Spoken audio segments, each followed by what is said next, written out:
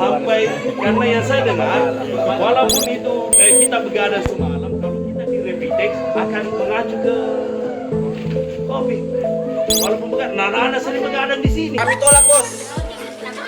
Jadi pertimbangannya warga begitu melihat di pasar ya, di pasar-pasar ada Repitex.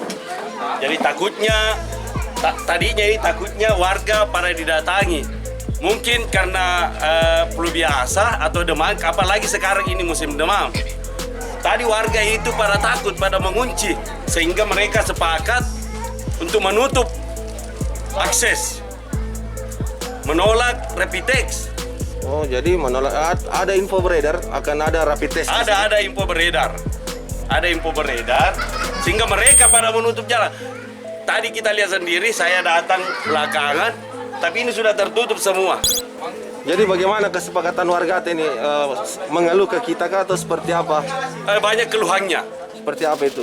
Kemarin santer-santernya ini corona, pembagian sembako tidak merata.